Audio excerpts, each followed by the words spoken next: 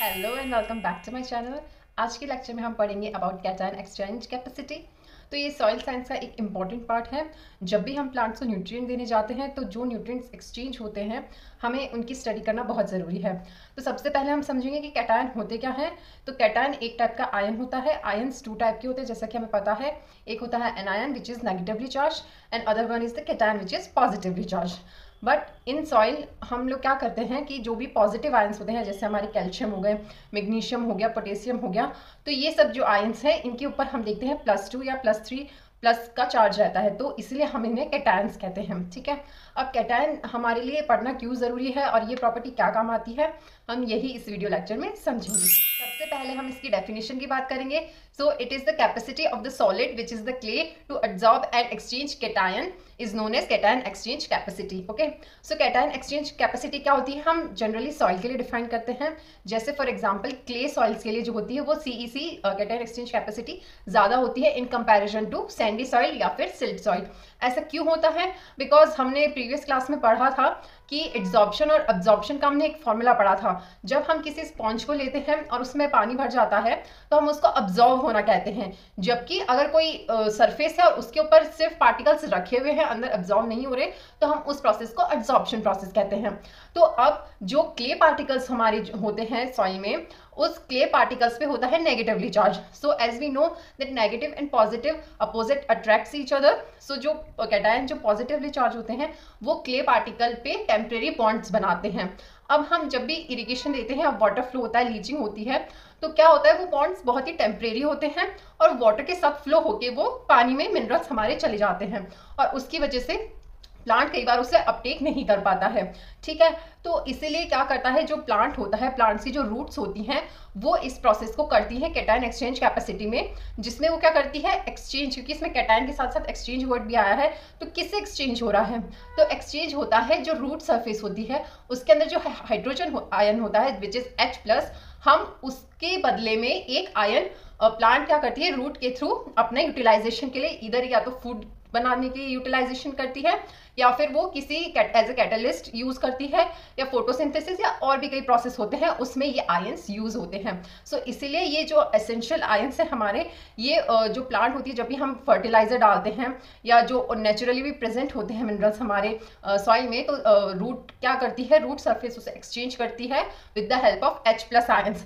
Now जैसे calcium में +2 charge होता है, तो कैल्शियम +2 चार्ज क्या करता है, जब भी अगर प्लांट्स को कैल्शियम चाहिए होता है तो क्या करेगी, H+ आयंस देगी।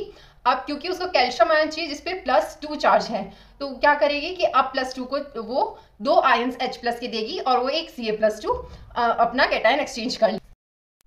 अगर हम इसकी SI यूनिट की बात करें तो इसकी SI यूनिट होती है सेंटीमोल पर kg, और जो ब्रैकेट में आप P+ देख रहे हैं वो होता है प्रोटॉन के लिए, क्योंकि हम ये कैटायन एक्सचेंज कैपेसिटी निकाल रहे हैं इसलिए इस पर पॉजिटिव चार्ज होता है। ठीक है, तो ये भी कई बार एग्जाम में आपसे पूछ सकते हैं।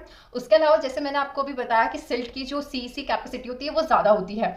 तो इसका रीज़न क्या होता है? रीज़न सिंपल है, क्योंकि हमें पता है कि among the sand, silt and clay, clay का जो साइज होता है वो सबसे छोटा होता है और साइज छोटा होने के कारण उसका सरफेस एरिया बढ़ जाता है। तो जितना ज़्यादा सरफेस एरिया होगा उतना ही ज़्यादा एब्जॉर्प्शन होता है और उतना ही ज़्यादा कैटायन एक्सचेंज कैपेसिटी उसकी बढ़ जाती है। ठीक है, तो इस तरीके से कई और फैक्टर होते हैं जिसपे CEC हमारी वो डिपेंड करती है। जैसे कि सॉइल टेक्सचर मैंने अभी बताया कि क्ले में सबसे ज़्यादा होता है CEC capacity, then silt and then sand, क्योंकि सैंड के पार्टिकल्स जो होते हैं वो बड़े होते हैं, क्योंकि हम उसको कोर्स भी बोलते हैं क्योंकि वो थोड़े बड़े साइज में होते हैं compare to clay particle. Other than that, अगर हम ऑर्गेनिक मैटर की बात करें तो ऑर्गेनिक मैटर को हम सोर्स ऑफ न्यूट्रिएंट्स क्यों कहते हैं, क्योंकि वो भी नेगेटिवली चार्ज, जो उसका केमिकल स्ट्रक्चर देखेंगे हम तो वो नेगेटिवली चार्ज होता है और वो पॉजिटिव आयंस को अट्रैक्ट करके रखता है। तो जितना ज़्यादा अगर ऑर्गेनिक मैटर सॉइल में प्रेजेंट होगा तो उसकी CEC कैपेसिटी भी ज़्यादा होगी। And same goes with the pH, if pH increases the CEC capacity increases. और एनायन के केस में बट pH के साथ उल्टा होता है, तो इसको हम किसी और लेक्चर में देखेंगे। अदर देन दैट, अगर हम नेचर ऑफ क्ले का बात करें तो वर्मिकुलाइट में ज़्यादा होता है CEC कैपेसिटी देन केओलिनाइट। और अगर हम नेचर ऑफ कैटायन का देखें तो जैसे मैंने आपको बताया कि एक हाइड्रोजन, 2 हाइड्रोजन लगते हैं Ca+2 के लिए, तो वैसे ही एल्यूमिनियम के ऊपर +3 चार्ज होता है तो उसके लिए 3 हाइड्रोजन लगेंगे for the exchangement of the cation. So Al+3 more powerful होता है than Ca+2 and Ca+2 is more powerful than Mg+2 and magnesium is more powerful than K+, okay, क्योंकि इनके चार्ज डिक्रीज होते जा रहे हैं। तो जैसे जैसे चार्ज बढ़ता है हमें अच्छे से पता है कि वो उसको ज़्यादा अट्रैक्ट करता है अपनी तरफ और वो इजीली उसका एक्सचेंज बेटरली हो जाता है, ठीक है।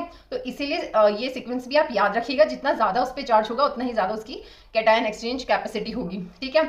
तो आई होप ये लेक्चर आपको समझ में आया होगा कि कैसे प्लांट्स की रूट्स जो हैं वो इन कैटायंस को एक्सचेंज करती हैं और उसके बदले में क्या देती है, H+ देती है, क्योंकि एक एक्सचेंज प्रोसेस होता है तो इसीलिए एक्सचेंज में वो H+ देके और आयंस ले लेती है, जो कि वो डिफरेंट प्रोसेस के लिए यूज करती है। हम आज इस लेक्चर में इसे क्यों पढ़ रहे हैं, क्योंकि फोटोसिंथेसिस के अलावा अगर कोई सेकंड मोस्ट इंपॉर्टेंट प्रोसेस होता है प्लांट्स में, सो ये होता है कैटायन एक्सचेंज प्रोसेस। क्यों इतना इंपॉर्टेंट है ये, क्योंकि अगर कैटायन एक्सचेंज नहीं होंगे तो प्लांट फूड नहीं बना पाएगा, अपने मेटाबॉलिज्म एक्टिविटी नहीं कर पाएगा, रेस्पिरेशन नहीं कर पाएगा, एंजाइमेटिकली जो कैटलिस्ट होते हैं वो एक्टिवेट नहीं हो पाएंगे और प्लांट का पूरा प्रोसेस रुक जाएगा। इसलिए आफ्टर फोटोसिंथेसिस अगर कोई इंपॉर्टेंट प्रोसेस है प्लांट में तो वो है कैटायन एक्सचेंज कैपेसिटी। इसलिए आज हमने इसको बहुत ही सिंपल वे में समझने की कोशिश की है।